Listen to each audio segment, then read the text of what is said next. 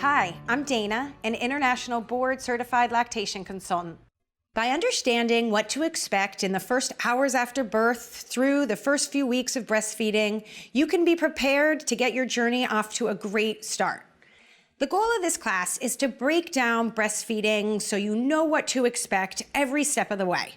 We'll talk about how often to feed your baby, how much milk your baby needs, and go over important tips and tricks for getting you started on a successful breastfeeding journey. The class is perfect for any new or expecting parent who plans to breastfeed. Let's get started.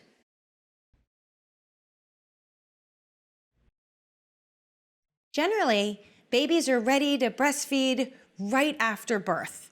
They're born with natural instincts to get to the breast.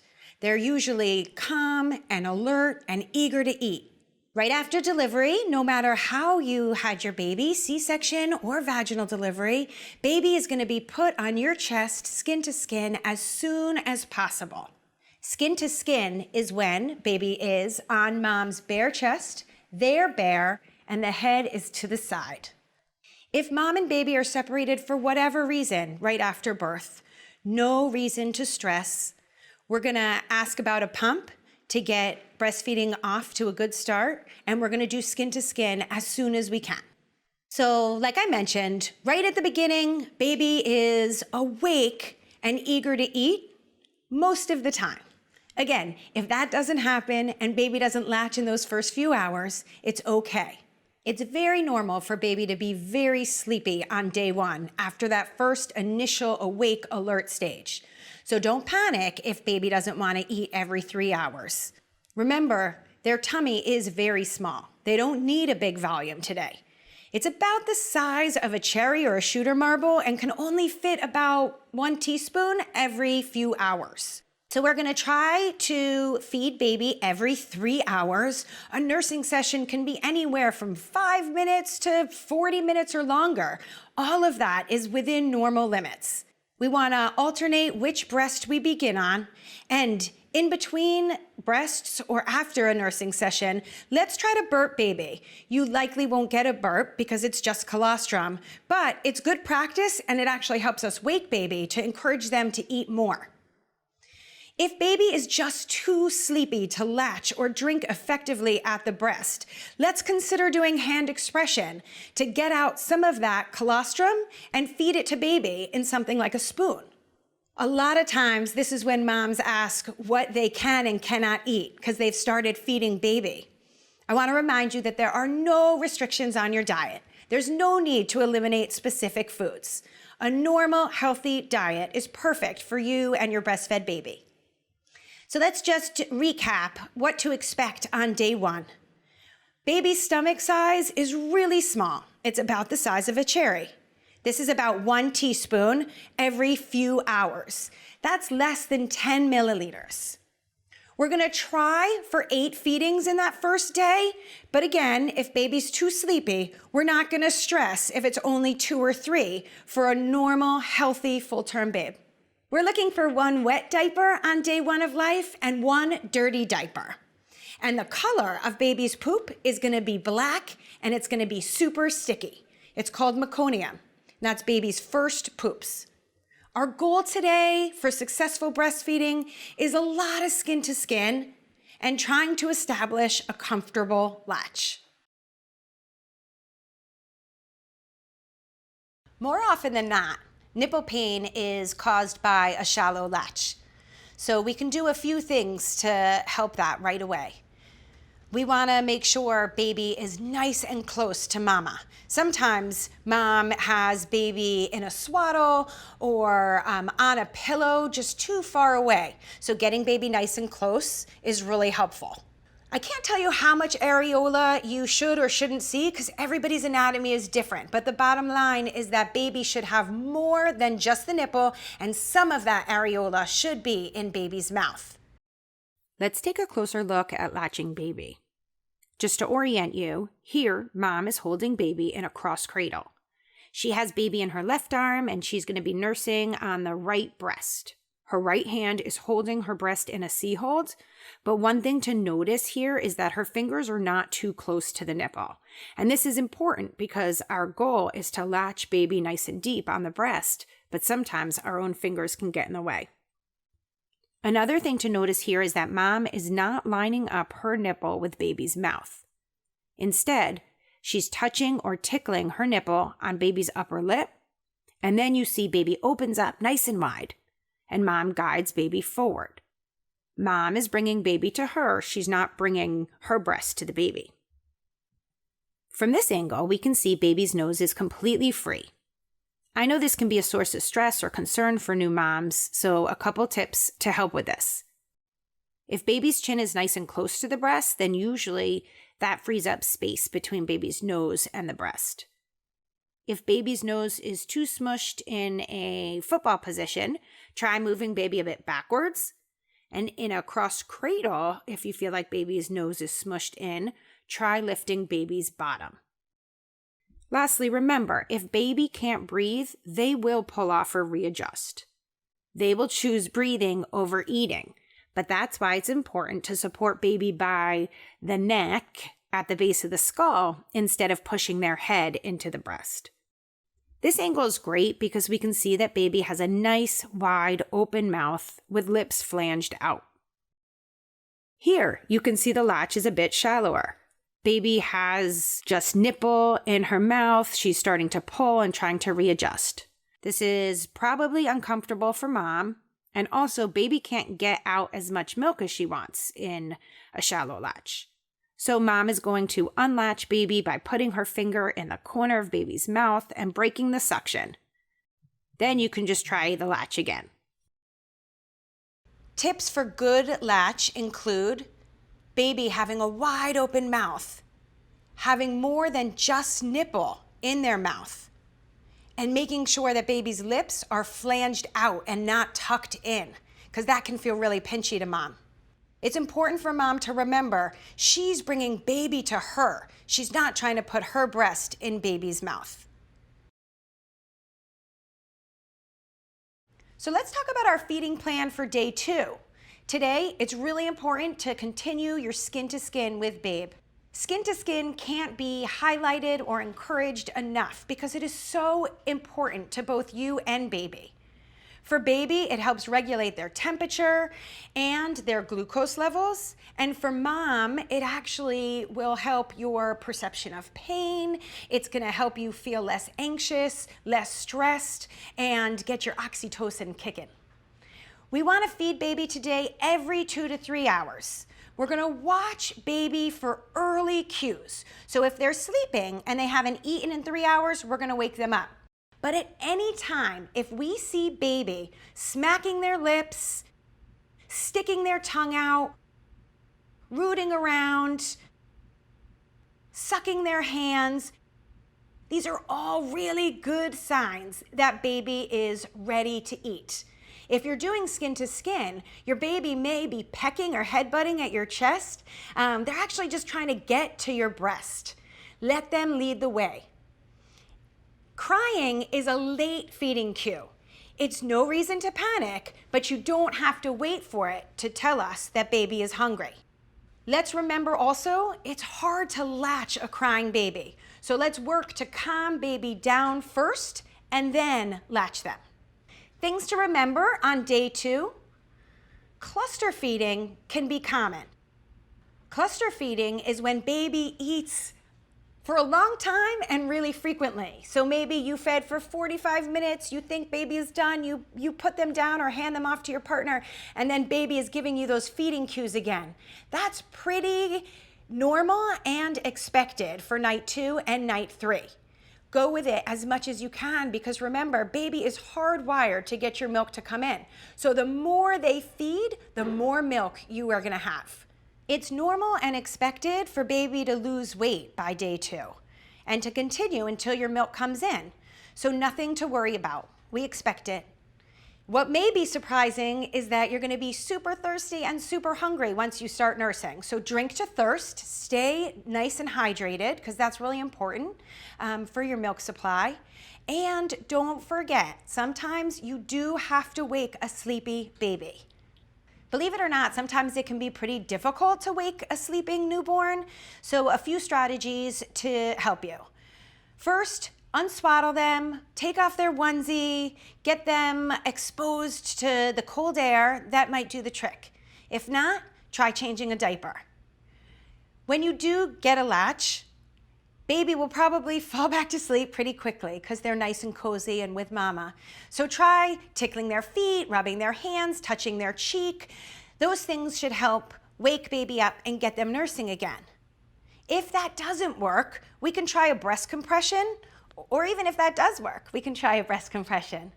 This is when baby is latched and we use our hands to almost express milk into their mouth by doing a C-hold with a squeeze or even just a gentle push or massage of mom's breast. This way we may find a little pocket of colostrum or breast milk. Baby will be excited and pick up drinking again.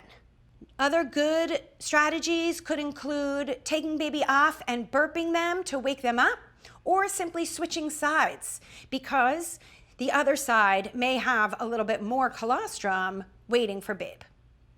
So what to expect on day 2? Baby's stomach on day 2 is slightly bigger, about the size of a walnut. We're looking for 8 to 12 feedings today. So while we were a bit passive on how many feeds baby has on day 1, now we're gonna get a little bit more aggressive. We want to make sure that baby feeds at least every 3 hours. We're looking for 2 wet diapers today and 2 dirty diapers, and you'll notice the color of stool is starting to get a little bit lighter. Our goals today are to try to learn different breastfeeding positions, getting comfortable with those positions and latching, and making sure baby stays nice and active at the breast and has effective breastfeeding sessions.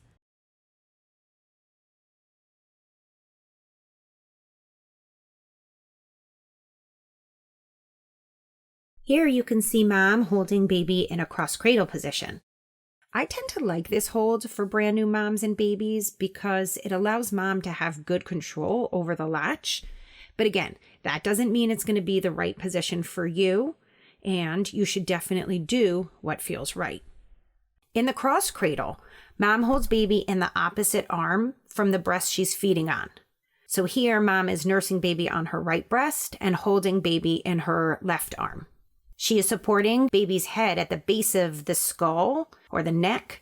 Notice she's not palming back of baby's head, but instead has a thumb at an ear and the other fingers at the other ear, and the baby's head is resting in the webbing of her hand. With a newborn, you'd likely see baby positioned up higher and more horizontal. Usually baby's bottom is in the crook of mom's arm. This baby is a bit older and mom is an experienced nurser, so baby is resting in mom's lap. For the initial latch, mom's right hand is at her breast to help stabilize the breast or shape the breast for the initial latch on. That hand doesn't need to stay there and hold the breast the whole time. It may move back and forth from a resting position and then back to the breast as breast compressions are needed to keep baby active. Some moms find it easier to do the initial latch in a cross cradle, so they have more control, but then prefer to hold the baby for the remaining time in the cradle hold. That's fine. Do whatever works for you and baby. You're not stuck or frozen in any one position.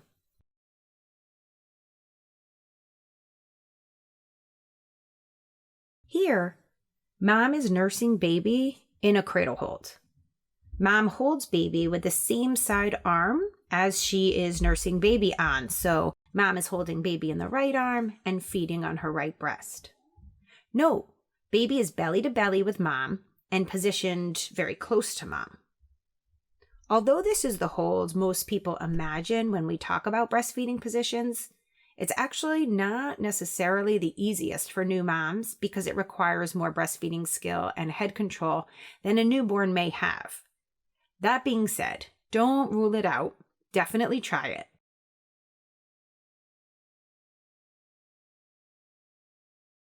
Here, you see mom latching babe in a football position. This position is particularly good right after a C-section, as it keeps baby away from your incision. It's also a great position for moms with larger breasts, so you're better able to see baby's latch and nose, or if you're nursing multiples. In this case, you'd have one baby clutched in each arm. The baby in this clip is obviously not a very young newborn, and mom is an experienced nurser, so she isn't using any pillows and she's just holding baby. But often in the early days of nursing, a new mom will find it helpful to stack some bed pillows at her side to help support her and her baby. A few things to note about the football position. Mom is holding baby on the same side she's nursing on. So in this clip, mom is holding baby in the right arm and nursing on her right breast. Baby is tucked around the side of mom's body, feet towards the back, and mom is supporting baby's head at the base of the neck. So she has her thumb on an ear and her index finger on an ear, and baby's neck or base of the skull is resting in the webbing of her hand. A couple of other tips when trying the football position so we can avoid some common mistakes. 1, make sure baby is far enough backwards and high enough so that her mouth is lined up with your nipple. If she's too low or too forward, mom ends up leaning over the baby or trying to move her breast to baby, and this ends up hurting mom's neck or back and makes getting a proper latch challenging. Also, remember, we always want baby in a neutral position where her ear, shoulder, and hip are in one line. This makes latching and swallowing much easier for our little ones.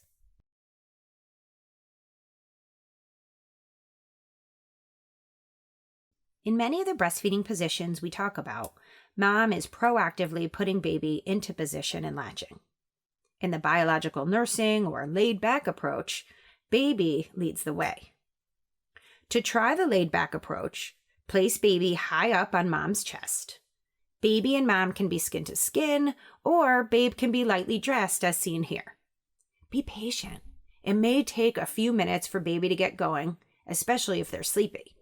It's important to keep baby calm. If baby is getting upset, frustrated, or misses the target, just try again. Talk to baby and encourage them. You'll notice baby instinctually moves to the breast and typically finds a really comfortable latch.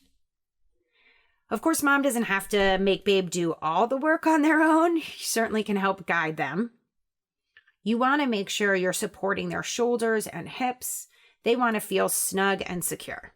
So this position isn't just for newborns. Older babies can also feed in this position, especially if you notice that baby is having a hard time keeping up with the fast letdown or fast milk flow. Reclining will help baby cope because gravity won't be working against them, in the same way as if you were sitting upright or they were lying down. Putting baby in this position high up on your chest is also one of the ways you can test if baby is still hungry or not. So if baby unlatches and you're not quite sure if they are completely full, put them back up on your chest to burp or hang out. If baby starts moving for the breast again, you have your answer.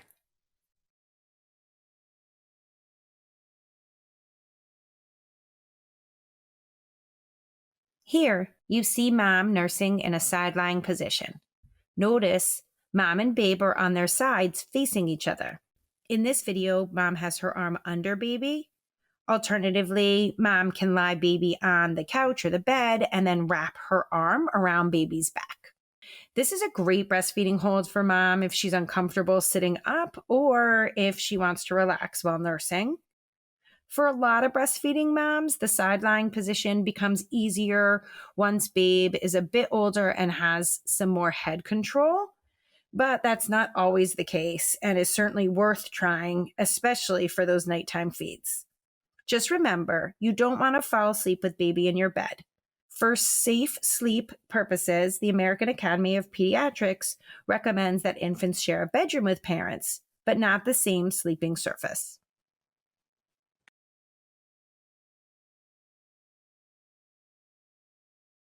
The key to finding the right position is that it is comfortable for you and for baby. It doesn't matter what it's called. And remember, what worked well at the last feed may not feel comfortable at the next feed. So it's good to have a few different holds in your breastfeeding toolbox, so to speak. Our feeding plan on day 3 is going to be really similar to day 2. We want to continue to feed baby at least every 3 hours. It may be more. Remember, newborns eat about 8 to 12 times in a 24-hour period in these first few days and weeks. Cluster feeding on day 3 is normal, just as we talked about on day 2. Hang in there. You are close to getting your milk to come in, and things are gonna get easier. Now, a lot of mamas do experience sore nipples around now. I wanna make sure you know that sore nipples could be normal, but pain is not. So if you're feeling like the latch is painful or the entire feeding session is painful, I encourage you to ask for help. Benchmarks to remember for day 3. So baby's stomach is still growing. It's about the size of a walnut on day 3. We're still looking for those 8 to 12 feedings, and 3 wet diapers for day 3 and 3 dirty diapers. The poop is going to be even lighter than yesterday. So we went from black to brown to now brownish green, and ultimately when your milk comes in, we're going to get to yellow. Our goals today are to really gain comfort and confidence in your breastfeeding.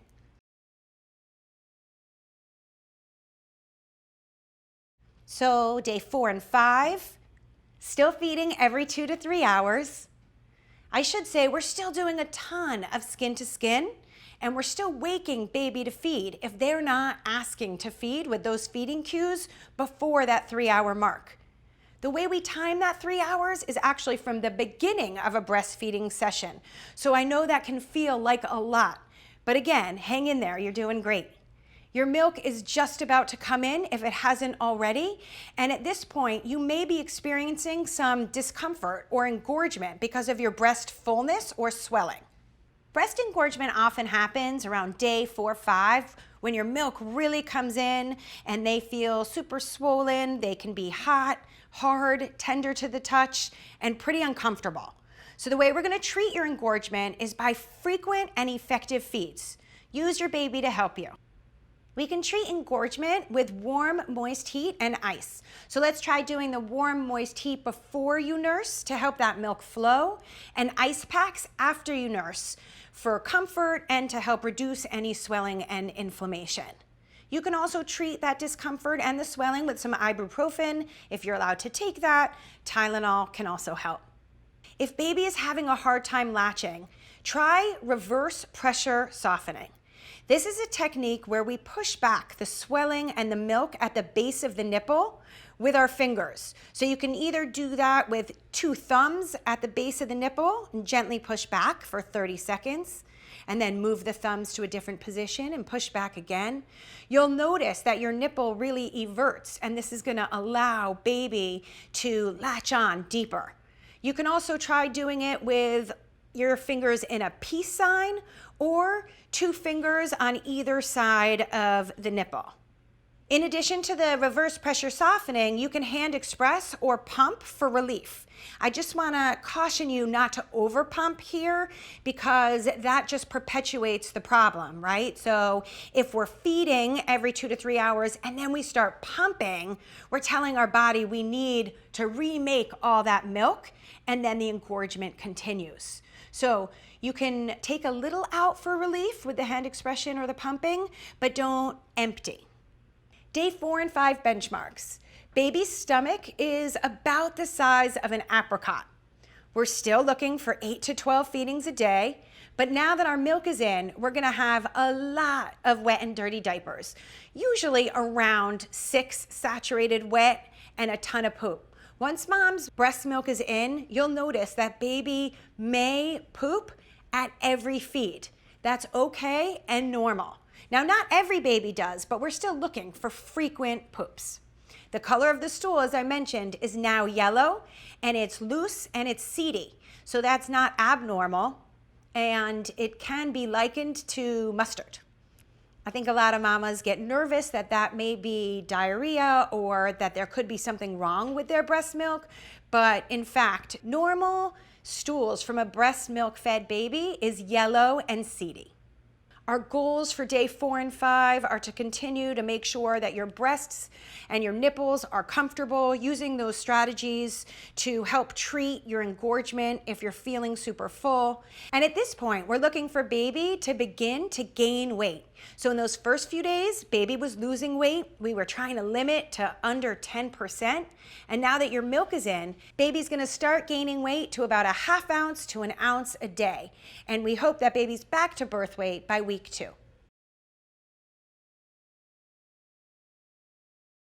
Let's recap newborn stomach sizes. On day 1, baby's stomach is really small. It's about the size of a cherry or a shooter marble and can only fit about 1 teaspoon at every feed. So baby doesn't need a ton of volume. By day 2, a little bit bigger, about the size of a walnut, only fitting maybe 3/4 of an ounce to an ounce. At week 1, maybe baby's tummy is the size of an apricot.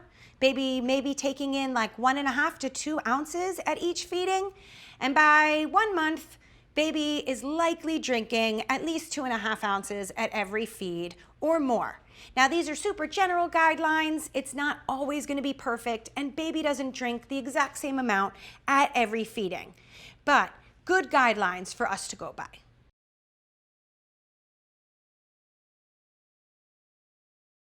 Let's talk about a few other tips for success that we may not have covered already.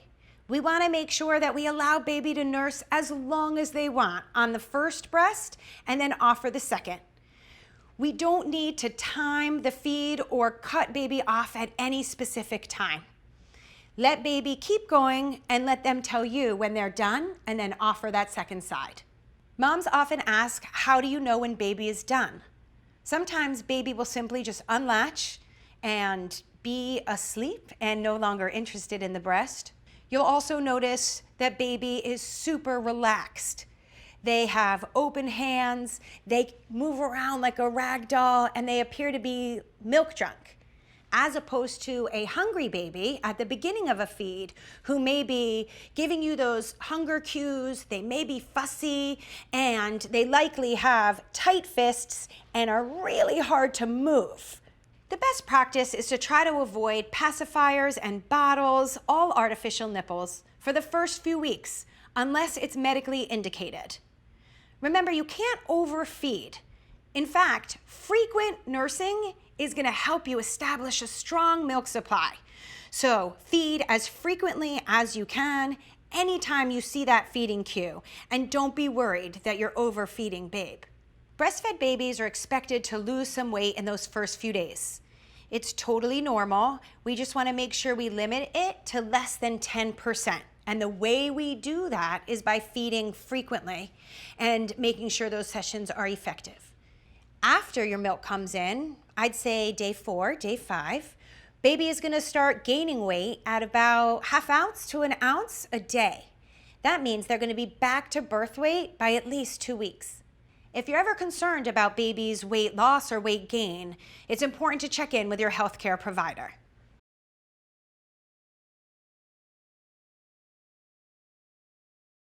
Some important things to remember for week 2 and beyond. When baby is back to birth weight, continue to nurse at least every 3 hours during the day, and then you may want to switch to on-demand at night. The best practice is to empty the first breast and then always offer the second side. If baby is choking or coughing when they're chugging at the breast, it may be that you have a fast letdown.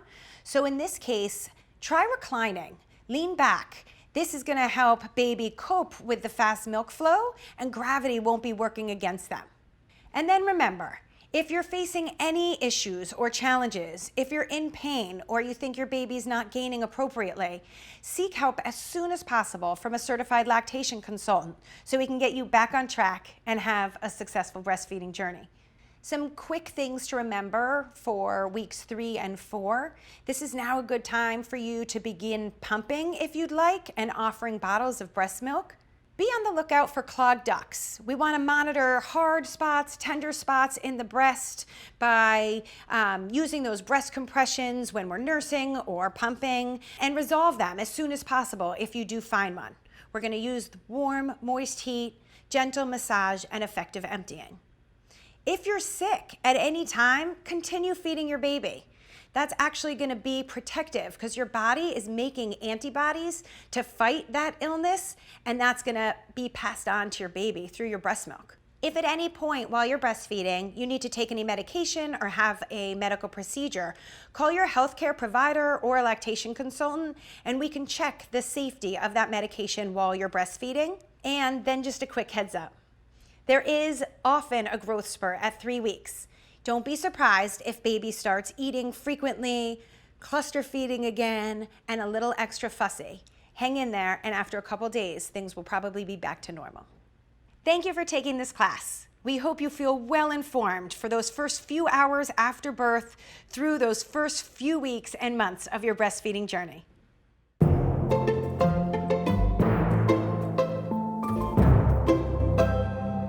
There's no need to stress. It's okay.